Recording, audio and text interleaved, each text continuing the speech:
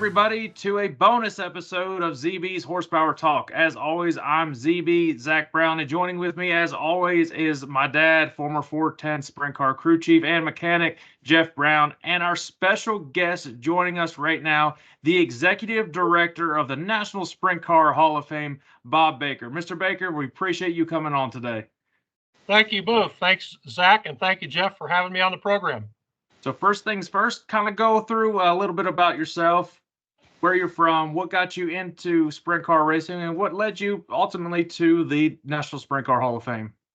Well, I'm a Kansas City native, grew up in Kansas City, Missouri. My dad started taking my brother and I to races, super modified races at Olympic Stadium when we were probably about 2 or 3 years old. So just been a lifelong race fan. I've been very fortunate, probably the last 30 years of my life, have been working in the motorsports business. I promoted races at the Missouri State Fairgrounds on both the half mile and mile track, and then also at the Lakeside Speedway and the I-70 Speedway in the Kansas City market. And I worked for both the World of Outlaws for a couple of years and for Greg Weld at Weld Racing for a couple of years as the motorsports director. So that's kind of what led me to Knoxville, to the National Sprint Car Hall of Fame and Museum. I've been a lifelong Knoxville fan, being so close, only a 3-hour drive from Kansas City to Knoxville. My brother and I would come to the races when we were teenagers, and we never thought there'd be a Hall of Fame or a National Sprint Car Hall of Fame built here on the Marion County Fairgrounds next to Knoxville Raceway like there is. But our museum was opened in 1991 by Thomas Schmay, the previous executive director, and I started here in 2008, so I've been here 16 years right now. So I feel very fortunate to be able to work here and come in here every day and do what we do for a living to keep the museum open for race fans to come in and learn more about sprint car racing. That's awesome. And our background, obviously, in dirt racing, so we definitely appreciate everything that you all represent there and all of the drivers and the memories that sprint car racing has had throughout the years. How many members of the Hall of Fame are there currently in the museum? Are you talking about inductees, people who've been inducted, or supporting members who send in $35 a year to help support the museum? The actual inductees. The actual inductees, we have 239, I believe, and over 28% of them are from the state of California. So we truly are a national sprint car Hall of Fame. A lot of people in Knoxville refer to us as the Knoxville Hall of Fame because we're located here, but our voters, our National Induction Committee voters, are spread across the United States evenly, with 25% of the voters located on the West Coast, 25% of the voters located here in the Midwest, 25% of the voters in the Mid-East, which is the Ohio, Pennsylvania pocket, and then 25% of the induction committee voters are on the East Coast. So our voters are evenly spread throughout the country, so they don't show any favoritism to who they're voting for to be inducted each year. The induction committee decides who the nominees are each year, and then also the final ballot, who the 8 individuals are who will be inducted each year. And that's actually what I was about to ask. So it is 8 every year that get inducted? Yes, we did. After COVID, we inducted a few more people, 12 people each year, just to get caught up for the 2 years we were down with COVID. And so those 2 years had 12. In the very beginning, back in 1991, just to get the museum started, there were, 12 to 15 inductees a year the first couple of years, just to get things rolling. Oh, wow. Oh, wow. How many would you say that apply for the Hall of Fame every year? Well, people really don't apply for it. What we do is the National Induction Committee gets to nominate whoever they like, and there is a process where the public can send in somebody's name for a letter of recommendation, which we in turn send out to the National Induction Committee. So if we receive a letter from somebody referring a relative or their favorite driver or somebody who they think the National Induction Committee has overlooked in the past that hasn't been inducted, we'll take that letter and we'll send it out to the National Induction Committee for 5 years for them to review and see if they'd like to nominate that person. And then those nomination ballots come back to me. The highest nominees make it onto the final ballot, and then it goes down to the 8 people who get inducted each year. The Saturday after the Indianapolis 500 is our induction date every year, which this year it's on Saturday, June the 1st, and it's open to the public. We do it right here in Knoxville, right behind the main grandstand in Knoxville Raceway at the Dyer Hudson Hall. So it seats about 300 to 400 people. We have a wonderful sit-down dinner donated by the Rib Shack restaurant every year. And of course, Dave Argabright and Pat Sullivan, two of our great inductees and ambassadors for open wheel racing. They're our MCs, so they're very well versed in the people they're inducting. And it's quite an event. A lot of the past inductees come back every year, so it makes it a very nice gathering. Well, my dad, we sent in a letter for his brother to get inducted to the Hall of Fame. So, Dad, take it away. Got some questions or anything you want to talk to Mr. Baker about? One thing I just wanted to clear up for anybody new that's watching this, and we're talking about Knoxville. We're talking about Knoxville, Iowa, not Knoxville, Tennessee. That's if you go to be like, hey, let's go to the Sprint Car Hall of Fame. Let's look up Tennessee. No, it's wrong, Knoxville. So this is just was about an hour out of Des Moines, Iowa. We're about 45 minutes southeast of Des Moines, and that's a very good topic you brought up because we have so many international travelers that come to Knoxville, Iowa for the Knoxville Nationals every year in August.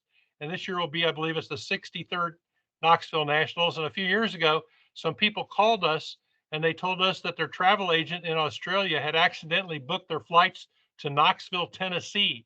And so they were having to drive from Knoxville, Tennessee to Knoxville, Iowa to see the races. And they were not happy with their travel agent when they got here. They weren't upset with us, but they ended up in Tennessee and they had a long drive to get back up to Iowa. I would be upset about that too. People would be listening, be like, "There's no way Knoxville's only 3 hours from Kansas City. That isn't gonna work." But it's Iowa, people. It's if people they're wondering why the Sprint Car Hall of Fame is like in Iowa, but it is it's always been known as the Sprint Car capital of the world. Even though we're from Pennsylvania, that was always the biggest race of the year. And lucky enough that my family we got to win that race twice. And the next year I was out there, we only ended up third, so that was kind of a bummer. The Knoxville Nationals has a wonderful history. And just to give you a brief history, it started in 1961 when Roy Robbins won the inaugural, the very first Knoxville Nationals. And at that time, the racetrack, Knoxville Raceway, was in dire straits financially. A lot of people didn't think that they were going to be able to stay open weeks after the first big race, the Nationals. And Marion Robbins, the promoter at the time, came up with the idea for a big national championship race, and the fair board members were on a Marion County Fair Board here, fairgrounds. So the fair board at the time told him they thought he was crazy because he wanted to pay $1,000 to win a sprint car race with a total purse of $5,000. And here we are 63 years later, paying $185,000 to win on Saturday night with a total purse of over $1 million. So that Marion Robbins was not so crazy after all back in 1961 when he came up with the idea of the Knoxville Championship Super Modified Stock Car Race that paid $1,000. No. Yeah, the things have come a long way. I mean, we've had the King of Outlaws won 20 Knoxville Nationals. I mean, Cup champion Kyle Larson has won 2 of them. So, I mean, you definitely get the who's who in racing. We've had just about anybody that's a big name in motorsports, especially if they were ever in dirt at one point or another. They definitely have been out there racing one time or another. So it's definitely a sight to see. But as far as the Hall of Fame Museum, now, is that something that's open every single day for the public to come visit? Yes, we're open 7 days a week, year-round. The only 4 days that we're closed are Easter, Thanksgiving, Christmas, and New Year's Day. So we're open Saturdays and Sundays every day of the week, except for those 4 days. And on Saturdays, on race days, we're open from 8 in the morning until the races are over that evening. So usually about 10:30, 11:30 at night. We stay open in case fans want to stop in after the races are over and pick up something before they head home. Yeah, that's cool. And unfortunately, when the year my dad was inducted, I think it was 2001, we unfortunately did not get a chance to come out for that. As the time my mom was pretty sick, and we just couldn't really get to travel. So I have not been out there since 1986, 87, something like that. So it's been a long time. There's definitely a bucket list that I want to come out, and I want to go see my dad in the museum and all the great racers that we've had the privilege to work with. We've had Wolfgang, Bob Weichert, the car owner, Lance DeWeese, Donnie Kreitz, some of the it'd be cool to see all that in the Hall of Fame, knowing that, we had some kind of a small part in their career. You've just listed almost like a who's who of drivers who've been inducted here in the National Sprint Car Hall of Fame. So congratulations on your experience with all those guys. Yeah, I was one of the lucky ones. You don't think about it till you look back and be like, holy crap, that was, that's quite the people you get to, they were just normal people to me. It's like, okay, he drives the race car, he's the car owner. It's just how it goes. And yeah, it's funny how when you're wrapped up in business, whether you're working on the race cars or you're promoting races or working around the racetrack or the racing, it's funny how everything just kind of meshes together. And then you look back on it a few years later and think, my gosh, I worked with Doug Wolfgang and Donnie Kreitz and all these guys, and we won all these big races, and they're inductees in the National Sprint Car Hall of Fame, and I got to be with them and help them and be a part of all that.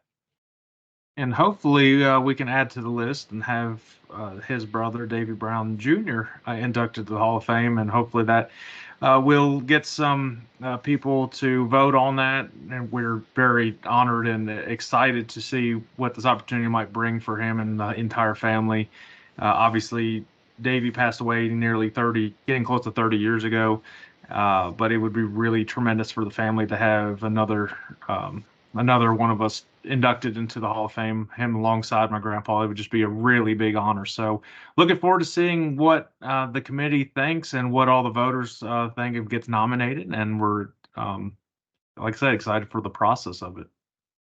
Our process, we're members of the International Sports Heritage Association, which is a fancy way of saying Hall of Fames from all around the world in sports.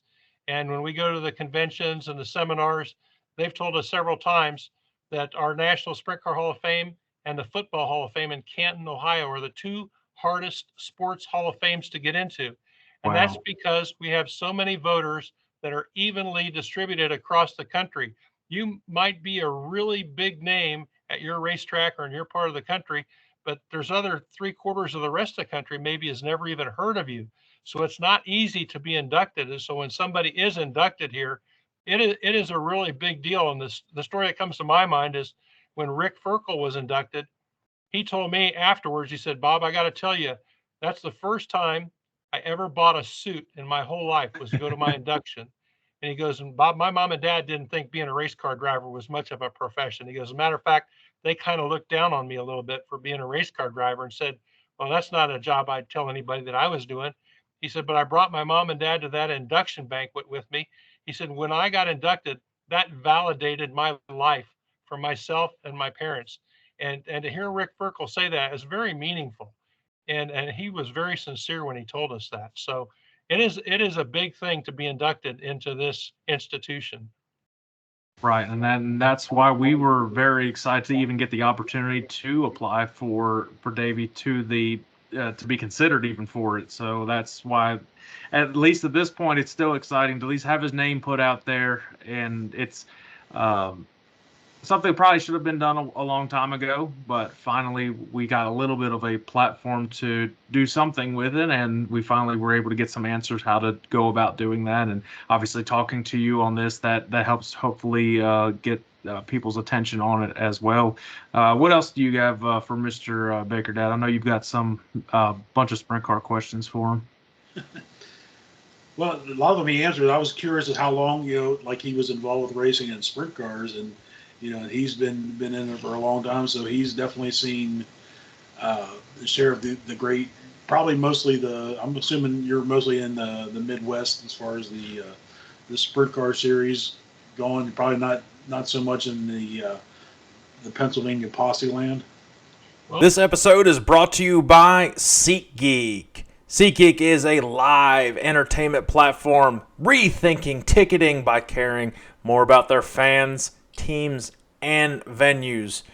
They are powering a new open entertainment industries where fans have effortless access to experiences in teams, venues, and shows, and have seamless access to their audiences.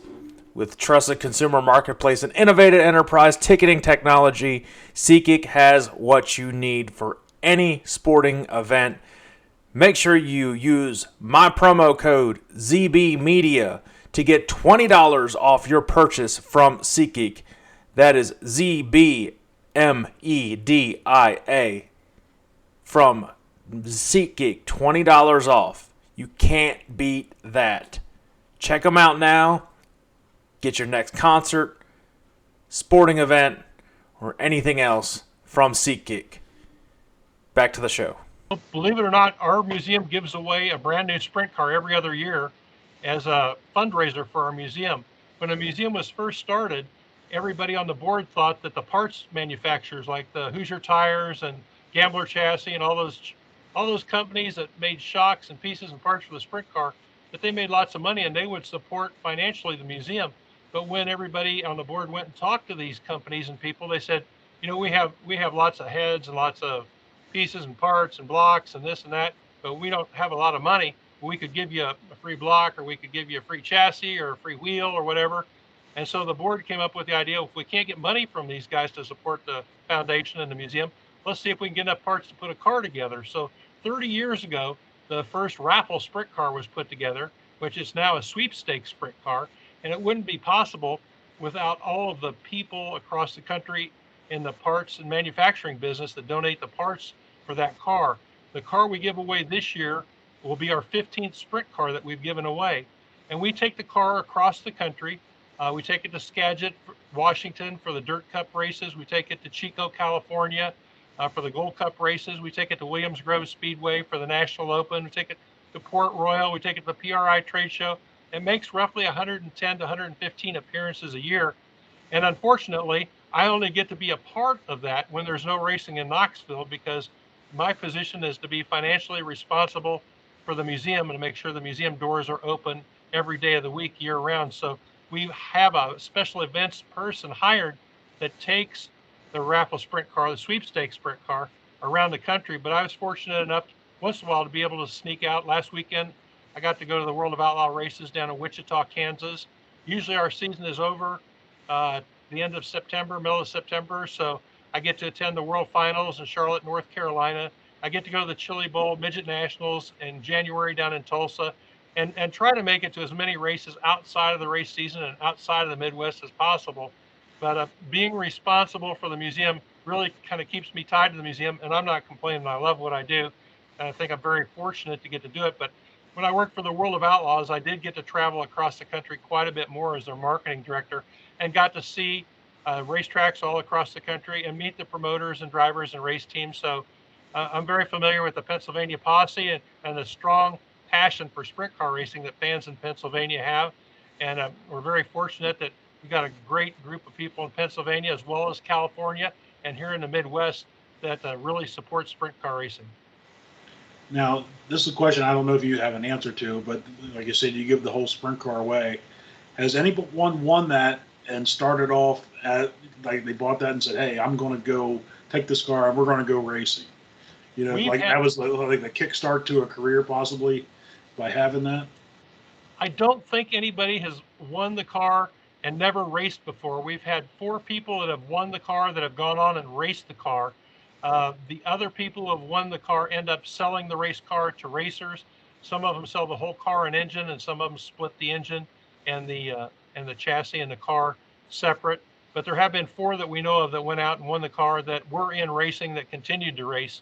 One of them, the latest one, was Bobby Allen's cousin from back in Ohio that won our last car. And he was a low budget racer, and he came, when he came to get the car, he kissed the wing, says, oh man, it's the most beautiful car I've ever seen. And he was true. He was definitely a low budget racer, super nice guy, but he only got to race it the first year after he won the car. And he called us and told us the Monday afterwards how fast the car was, how great it felt. He said he just didn't have the time and money to be able to get it to the racetrack every week to race it. So everybody's like in a different position when they win the car. We're very thankful for everybody that enters the sweepstakes to try to win the car, because that is truly the money that pays the bills to keep this wonderful museum open. And when we say the museum, there's 5 buildings here. It's not just our museum with the 30 to 35 race cars in it and the suites on top of it. We've got 12 additional suites in a Brian Clausen Suite Tower building. We've got a staging building across the parking lot that serves as a as a place where cars, before they come on display in the museum, they're staged there. And then when they're on display in the museum, after they're finished, they sit over there until the owners pick them up again and take them home. And we own the Rib Shack restaurant, which is actually operated by Great Caterers of Iowa. They do a fantastic job with all of the suite holders and with business in Knoxville. And our fifth and probably one of our more important buildings is our archive building, which most people don't see. It's located 2 blocks away from our museum, and it stores all of sprint car racing's memorabilia from across the country. Trophies, drivers' uniforms, helmets, and all of the printed material. Every copy of Open Wheel magazine, National Speed Sport News, Hawkeye Racing News, Area Auto Racing News, all the great publications from the West Coast and across the country are all stored there as a resource for writers and people doing research work when they want to come in and learn more of the facts about either their favorite driver or a story that they're writing. Wow, that's unbelievable. I didn't expect it to be anything that expansive. That's very impressive, and what a great way to preserve the racing that we all love. And until recently, probably a lot of people may think dirt racing is kind of a second tier sort of sport, but in the last few years, and a lot of that probably has to do with the streaming coverage and everything else, more and more people are getting access to it, and I think they've been finding out how great the racing has been, especially these last 2 or 3 years with the sprint cars. Most races, you don't know who's going to win until you get to the end of this race. And that actually leads me into this real quick, Mr. Baker. Bouncing right off of that, do you think this is the best that sprint car racing has been that you've seen since following it? I think so. I think the interest level is a lot higher right now than it's ever been. And I think part of that is due to the close competition. Case in point, the World of Outlaws having 8 features and 8 different winners so far this year. You've got 2 national touring series with the World of Outlaws and the High Limit series. You've just a lot of interest, as you mentioned, from the streaming, but just the competition level right now, I don't think I've ever seen it as close or as good as it is right now. And also the fan interaction is really high right now. Just case in point, the Saturday night at Wichita, Kansas, when those races were over, you couldn't hardly walk through those pits. All those fans go right down to meet their favorite drivers and get autographs and, shake hands and have a cold drink with them. And the interaction between the fans and the drivers and the race teams, it just seems like it hasn't been any better for a long time. Not that I can remember anyway. And yeah, I was going to say, it just recently used to be, after the races were over, we just wanted to get loaded up, get back, get the car washed. And now I think everybody's realized how important having the fans come down. They want to come see the car. Little kids want to come. We always would take it. They had a small kid. We'd let them sit in the car, and that was like the highlight of their night. Hey man, I got to sit in this race car, and the whole deal. So that makes race fans for the future as well.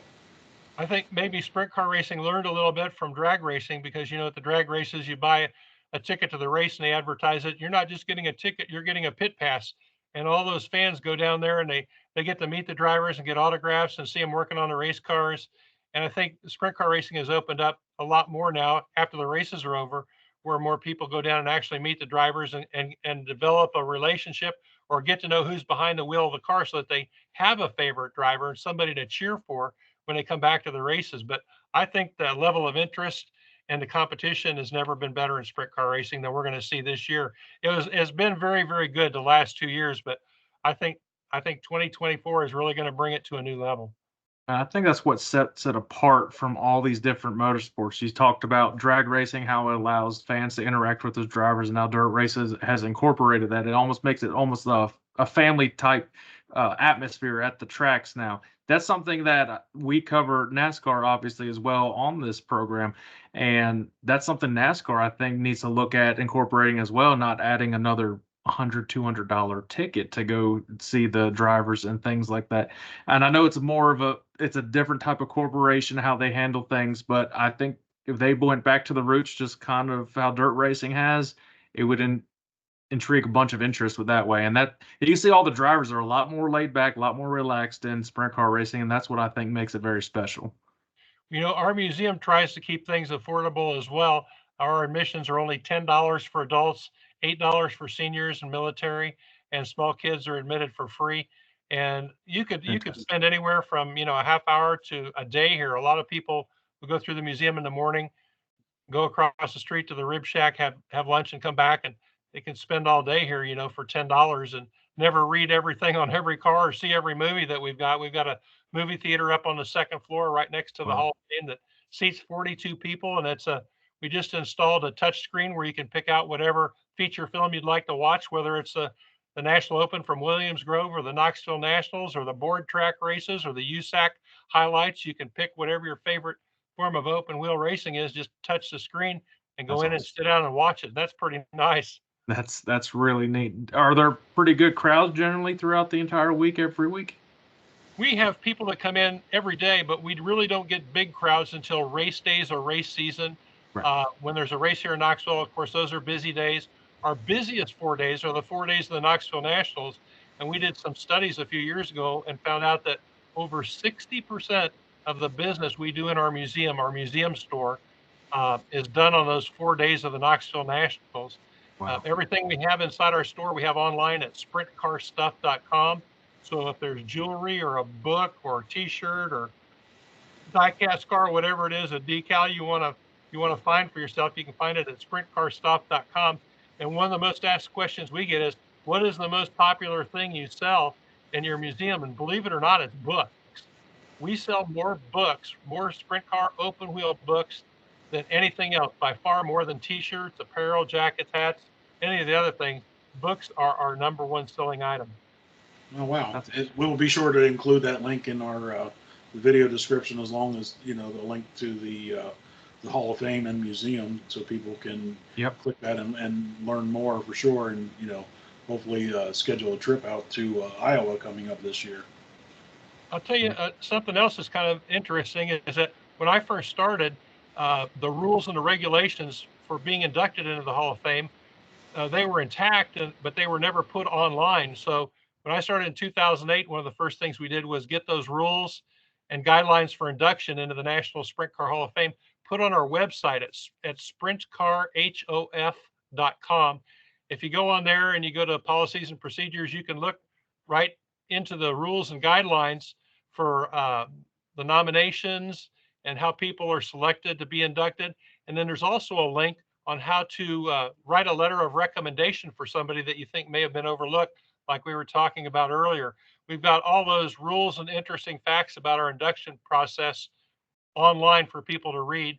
And if they're not computer literate, we're glad to make a copy here for them and mail it to them. So we're trying to get the word out as best we can, having everything online and trying to be as transparent as possible with the voting and how the process works. And that helped out tremendously when I went about doing that to apply for my uncle in that same process. So thank you for helping me out on that after I emailed you. That definitely got me in the right direction. That was very simple to do. And hopefully we get a lot more applications and just keep sending people's names out, because even if people don't get it, it's nice to see that there's more and more interest and more and more fan involvement for the Sprint Car Hall of Fame. It's something that needs to continue to grow. It's a staple in sprint car racing. It's the the golden standard for everything. That's what everybody's striving to get to one day. And you were saying how much of an honor it is to be in the Hall of Fame. It's absolutely incredible. One of the hardest Hall of Fames to be into. So if you can get into it, that just means something very special. And like I said, with his dad, my grandpa being in the Hall of Fame, it does mean a lot to us and him and the entire family. Well, thank you for saying that. Before the Hall of Fame was built, I mentioned I was a lifelong Knoxville Raceway fan, and there was a lot of discussion across the country where the National Sprint Car Hall of Fame and museum should be built. Should it be built in California? There's so much rich open wheel racing history in California. Should it be in Pennsylvania, the Pennsylvania Posse, the hotbed for sprint car racing that Midwesterners, Kenny Weld and others went out to cut their teeth on the Pennsylvania circuit, where they could race 3 or 4 nights a week? Or should it be in the Midwest somewhere like Knoxville, in the middle of the country with the crossroads of Interstate 80 and Interstate 70? And so Ralph Capitani was on the committee to look for a location. He goes, guys, if we're supposed to be the sprint car capital of the world here in Knoxville, we should probably build this Hall of Fame building here in Knoxville. And Don Lamberti from Casey's General Stores agreed with him. And the mayor of Knoxville and some of the other people that were on that founding committee, I believe Bill Smith from Smith Family Racing over in Lincoln, Nebraska, was on that original committee. And they came to an agreement that Knoxville was a logical location because of the location in the center of the country and because Knoxville is the sprint car capital of the world. That's how it happened to be built here on the Marion County Fairgrounds. And that puts it even more on the map above the Knoxville Nationals. Now you've got the Hall of Fame there. Everybody now knows everything there is to know about Knoxville, Iowa. For me, I know more about Knoxville, Iowa than I did Knoxville, Tennessee. So you got the University of Tennessee and Knoxville. You know what? That don't matter. We talk about sprint car racing. That's what it's all about, and it's pretty much the middle of the country. So I think it's actually really good location wise for both sides of the country to have fairly easy access to get to. One question I want to ask you, more of a, I guess, fun question, but you've been in Knoxville for so long. What is the most memorable Knoxville National that you have seen? I got to tell you, for me, I was working for Ted Johnson with the World of Outlaws. It was 1980, and it was a great race. Doug Wolfgang was working his way through the D and the C and the B and coming from the back. And the engines were just pounding. They were just abused, and just some of them barely running on 6 or 7 cylinders. And Bobby Allen ended up winning the race, and it was a drag race down the front straightaway, and the crowd went wild when Bobby Allen won. And everybody was happy that Bobby Allen won, except for Ted Johnson. And I asked Ted, I said, how come you weren't happy Bobby Allen won? Everybody in this whole place is happy. He goes, well, he didn't follow our World of Outlaws series circuit the whole year. So I wanted to see somebody win that follows us all the time. I said, well, he's there most of the time. And he looked at me and goes, most of the time isn't all the time, Bob.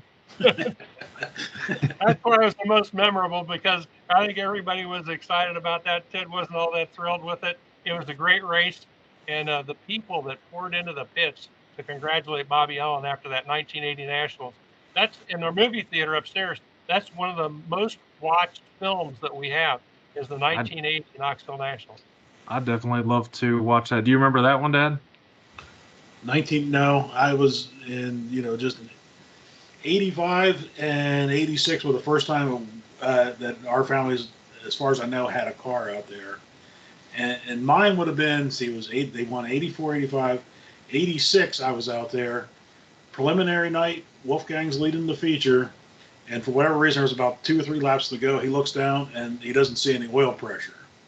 So he actually got the idea he was going to pop it out of gear, rev the engine to see if the oil pressure would come back up. Well, he did that, could not get it back in gear.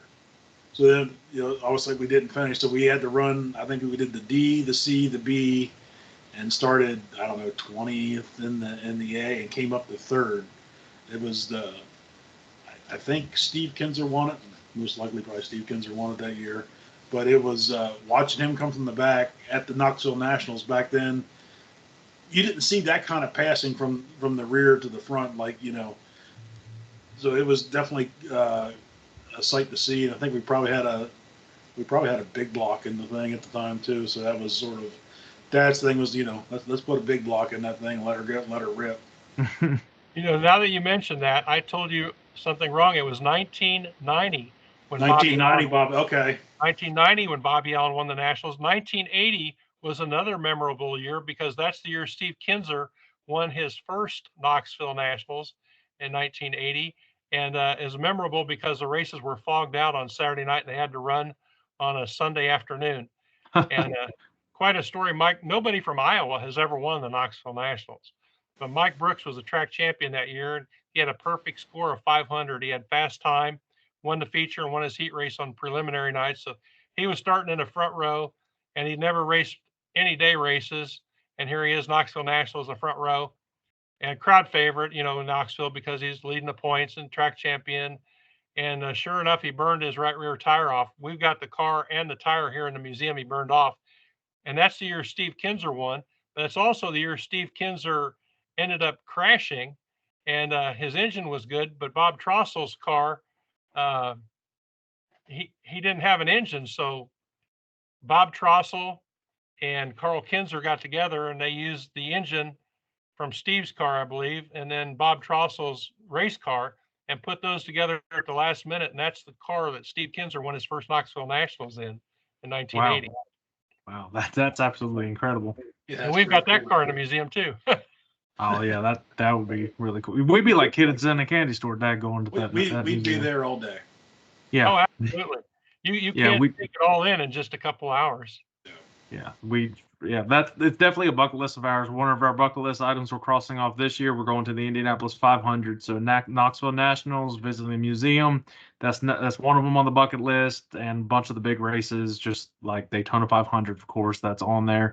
So we've been to Eldora. I think for me, the Kings Royals up there to be on there. Dad's been to a bunch of these marquee events and stuff. Obviously, I didn't get that opportunity. Been plenty of McWilliams Grove National Open since it was right down the road from us. It was like required to go to that if you're growing up in the Brown family.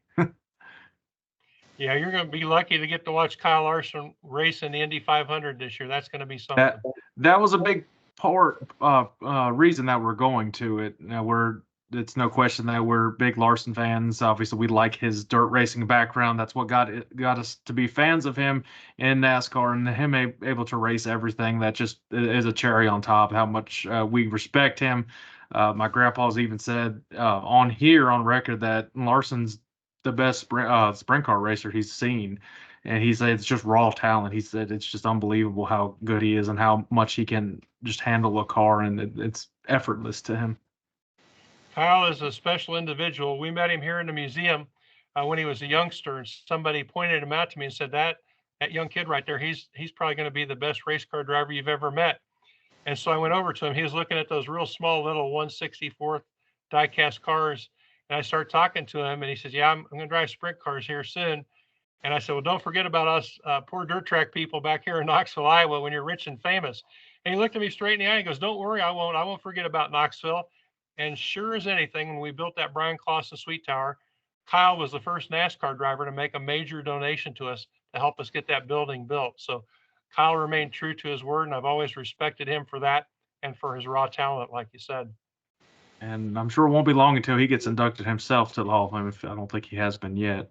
It might be a few years because you have to be 50 years old. And I don't think he's quite. Oh, yeah. So he got about 20 years. I mean, I think he's already got the resume to make it for pretty much any Hall of Fame at this point that he wants to be nominated for. But Dad, anything else you have for Mr. Baker? No, this was very informative. Thank you for coming on. Oh, thank you so much for inviting me to be on the show. It's my pleasure. And people tell us all the time when they come through our museum, if they're a modified race fan or a dirt late model fan or a motorcycle racing fan, one thing that people have told us over and over is we sure wish we had a museum like this for modified racing or motorcycle racing or dirt late model racing. You have everything here. You have a place for the fans to watch the race. You have a great Hall of Fame. You have a great museum, a store, a movie theater. You just have everything here. This is what we need for our type of racing. So it really makes us feel like we're doing things right and that people appreciate the work we do.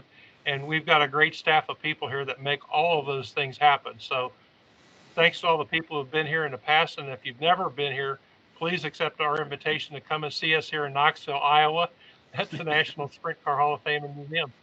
Yes, and we will definitely put all the links for the Hall of Fame and the museum down below in the description. If you're listening to this, you can listen to this on any podcast platform. Anybody that's watching this, you watch it on YouTube. All the descriptions will be linked in the description there as well. Make sure you share it. This is a very informative and great conversation with the executive director of the National Sprint Car Hall of Fame, Bob Baker. Mr. Baker, thank you again for coming on, and look forward to hearing from you for my uncle's application.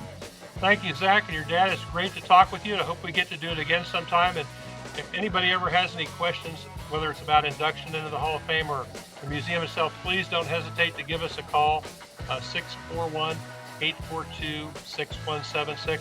There's somebody always here. And if there's nobody that can answer your question, we'll call you back. Very good. Sir. Well, everybody, Bob Baker, everybody, have a good night. All right. Thank you, Zach. Thanks, Zach's dad. Bye. Thank you. Bye-bye.